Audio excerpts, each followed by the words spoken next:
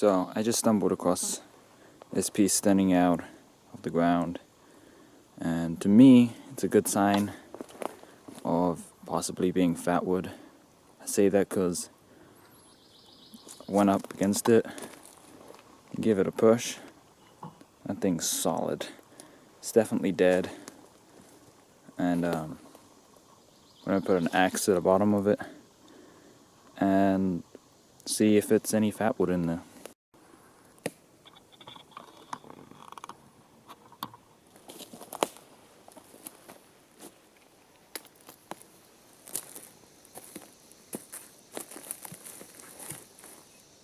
So when cutting down a piece for fatwood, you really want to get to the right to the bottom. That's where the majority of the resin will sit. The more resin that's in the wood, the more flammable it is, and that's what we're looking for.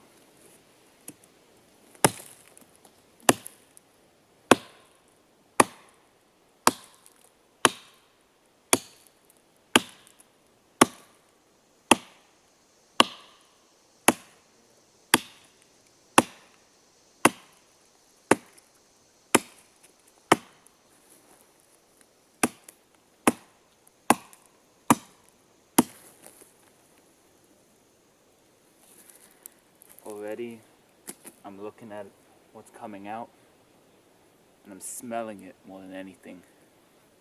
It's got this really beautiful, distinct coloring to it, and that's what I'm looking for. Color and the smell that's coming out.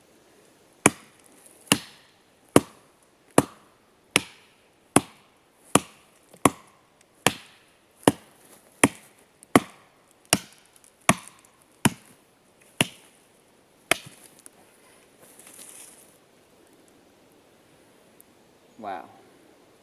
The smell of this is beautiful.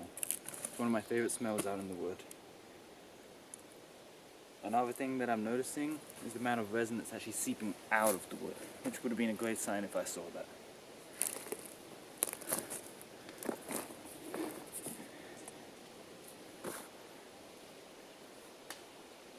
All of this on the outside is pure resin.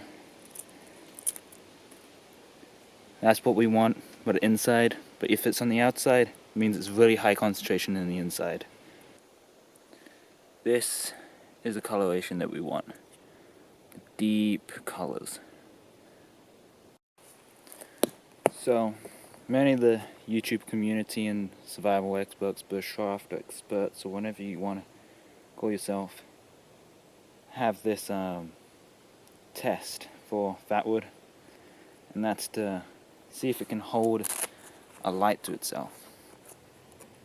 And that basically means set fire to it, and if it can stay alight, then it's fatwood.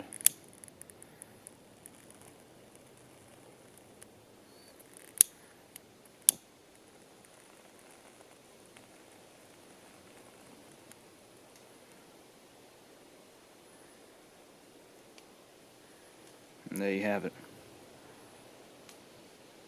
I don't know how well you heard it. This piece of wood was crackling like crazy.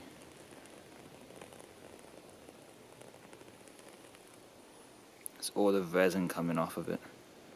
Gives out this blackish smoke, and it burns incredibly fast and hot.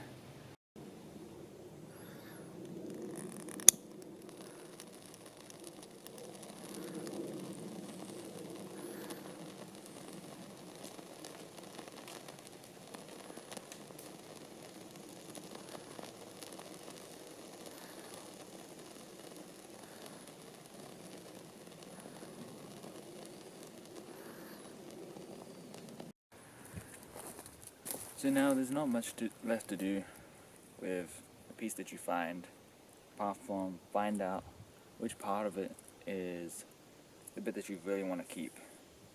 So, like I was saying, the most resin is usually at the bottom. So for me, I can see that the resin's coming out of it. So, I'm going to chop it about here, about 6 inches up, because that's the kind of size that I like my fatwood, because it's really easy to handle, to be able to start fires and keep in my pack. So we're gonna cut it at 6 inches up, and then we'll see what we're gonna do with the rest of it.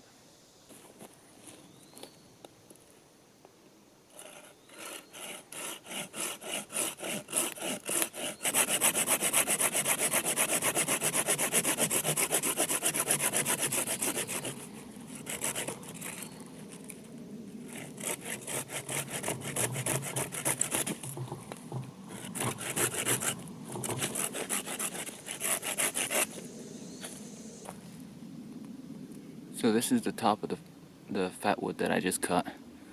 You see it, the dark colors in it? So it's some fatwood at the top, but it's not compared to the deep colors at the bottom end. What I usually like to do is I like to split it and get a lot thinner pieces out of it.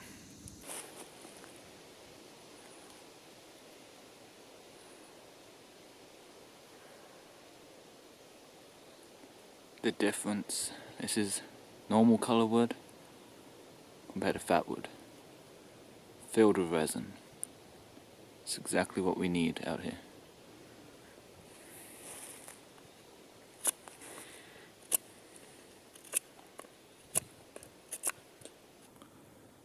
This one, for example, has a very high concentration down here.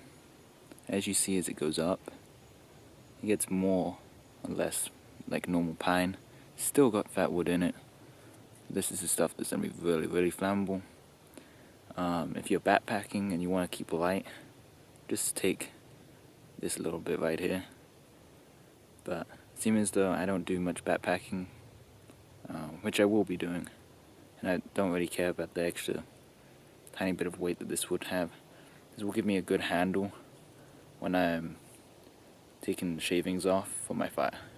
So I usually like to go a little extra so I have something to hold on to whilst I take off the shavings.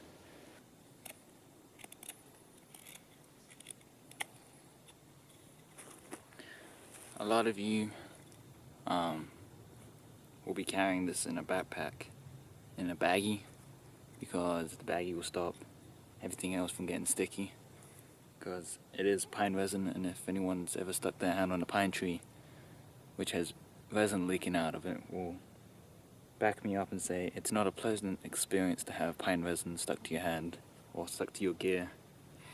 For example, my knife right now has a lot of pine resin on, so as soon as I finish this video, I'm going to be wiping down my knife and my axe and anything else that's been helpful in processing this, like my saw.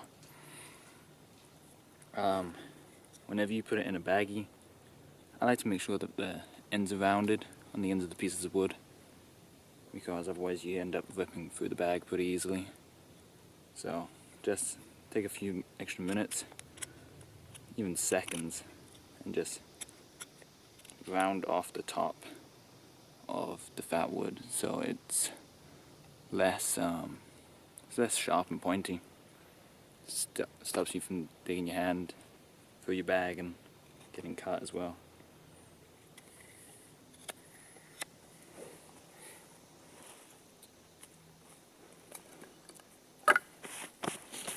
So other than that, really, I just got 4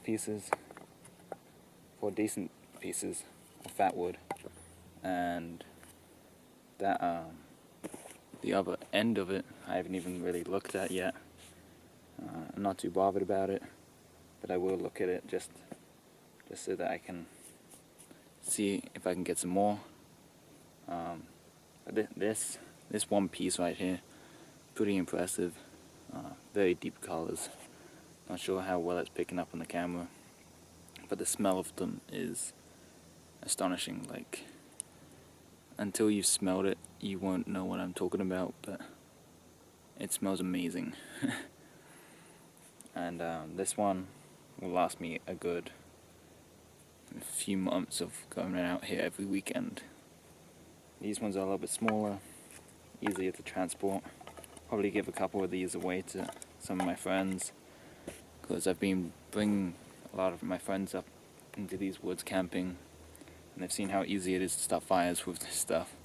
And some of them gone ahead and bought some Fatwood online, which I don't disagree with. If you can't find it, sure, but if you have access to a woods like this, you can take 30 minutes and get yourself a good selection of this.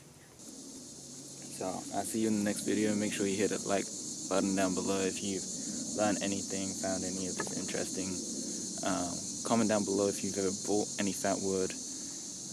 If you have access to Fatwood, you found some before, this is helpful, whatever. Have a conversation with me, and I'll see if I can answer any of your questions to the best of my knowledge. See you in the next video.